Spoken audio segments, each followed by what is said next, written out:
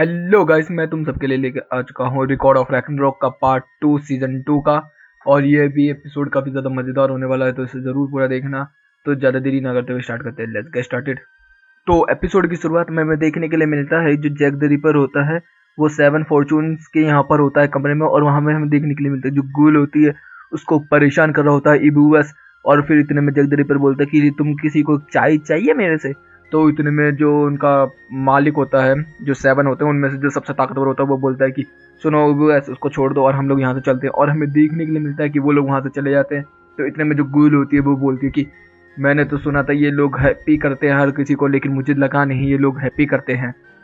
फिर हमें देखने के लिए मिलता है जो जैक द रिपर होता है वो बोलता है कि छोड़ो ये सब बातें, लो तुम थोड़ी सी चाय पी लो। तो वो जैसे ही गुल जैक द रिपर का हाथ देखते हैं कि उसके हाथ में कितनी चोट लगी हुई है, तो वो उसको वो याद आता है जब उसने हरकलिस को मारा था। और फिर जैक द रिपर भी जब उससे बात कर रहा होता है, फिर वो गुल मना कर देती है और बोलती है कि मुझे और भी काम है। तो उसके अंदर हरकलिस की परछाई को देखता है।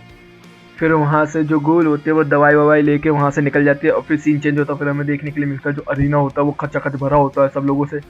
और हम लोगों को देखने के लिए मिलता है कि जो अनाउंसमेंट करने वाला बंदा होता है वो अनाउंस कर रहा होता है और बता रहा होता है कि अब जो ताकतवर बंदा आने वाला है, सबसे खतरनाक बंदा आने वाला, जो सबसे ताकतवर था, जो 8 साल की उम्र तक ऐसा था, जिसने निर्वाहा हासिल किया था, जिसने अलाइनमेंट हासिल की थी, वो आ रहा है जिसका नाम है बुद्धा।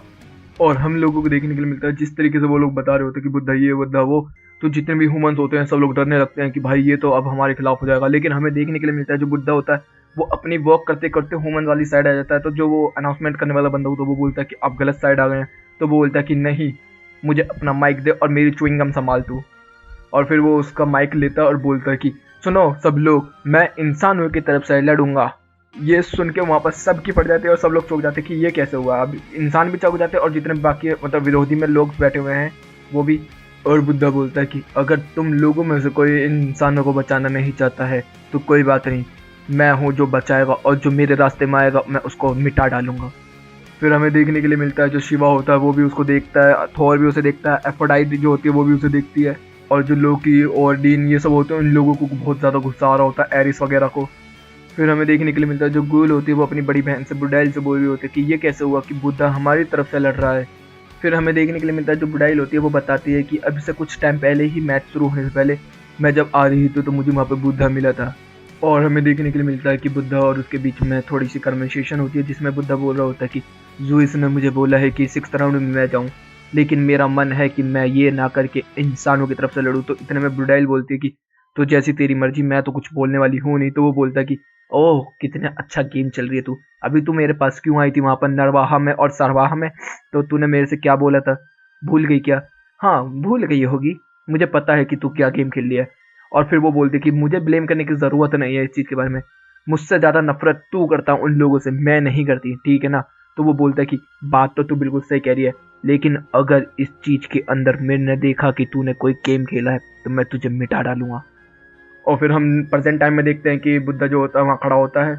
तो इतने में जो अनाउंसमेंट करने वाला बंदा होता है वो बोलता है कि रुको रुको रुको, देखो लिस्ट में क्या लिखा हुआ है, तुम ह्यूमन की साइड से नहीं हो, तुम दूसरी तरफ से हो, तो तुम यहाँ क्या कर रहे हो? तो वो बोलता है, इतने में जुएस आ जाता है और जुएस बोलता है कोई बात नहीं कोई बात नहीं, जैसा चल रहा है चलने दो। तो इतने में जुएस आके बोलता है कि देखो आर्टिकल में क्या लिखा हुआ है कि 13 वर्सेस 13 का मैच होगा, इसके अलावा आर्टिकल 62 में कुछ नहीं लिखा हुआ। तो अब हम कुछ कह भी नहीं सकते, जो उसे करना है करने दो। और इसी वजह से मैं भी इस रिंग में वापस आया हूँ। तो इतने में बात हो रही होती है दोनों के बीच में, बुद्धा और जिसके। तो उतने में ऑडिन बोलता है कि बुद्धा तुझे पता है ना तू क्या कर रहा है, अगर नहीं तो फिर मेरी बात सुन। तो इतने में बुद्धा बोलता है कि देखो मैं रिकॉर्ड तोड़ रहा हूँ, ब्लॉक कर रहा हूँ, रूल्स तोड़ रहा हूँ, हाँ तुम अच्छे हो वो बुरे हैं, वो इंसान है तुम कोई हो, मेरे को नहीं फर्क पड़ता, मेरे को बस जो करना है वो करना है, जो मैं चाहता हूँ वो मैं करता हूँ, इसलिए मैं बुद्धा हूँ। फिर इसके बाद बुद्धा बोलता है कि अच्छा हाँ मुझे ये तो बता दो कि आज मैं किसकी मौत बन के यहाँ पर आया हूँ। तो इतने में जुएस बोलता है कि वो सब पहले डिसाइड हो चुका है, हमें पता था। फिर हमें देखने के लिए मिलता है जो 7 फॉर्चून्स होते हैं वही लोग होते हैं वो लोग।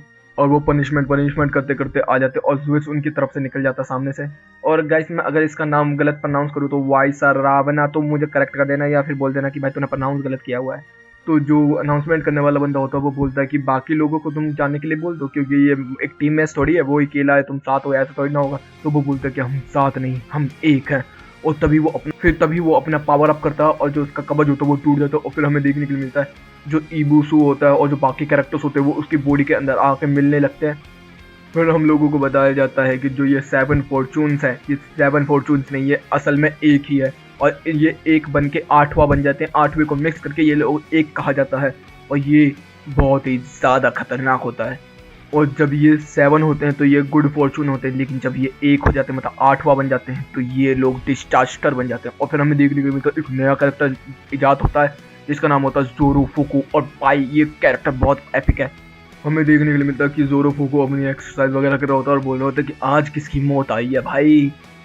और हमें देखने के लिए मिलता है जो बुद्धा होता है उसको इग्नोर कर रहा होता है तो वो बोलता है कि अच्छा तू मुझे इग्नोर कर रहा है, इंसान कभी नहीं बदल सकता। और फिर वो अपने कमर में पीछे हाथ देता है और हमें देखने के लिए मिलता है वो अपनी कमर में से कुछ निकाल रहा होता है और बोल रहा होता है कि कत्ल किल कत्ल किल, और एक कुल्हाड़ी निकालता बहुत बड़ी सी। तो हमें देखने के लिए मिलता है फिर जो एरिस होता है वो बोलता है कि मुझे पता नहीं था कि इस तरीके का भी कोई बंदा एग्जिस्ट करता है।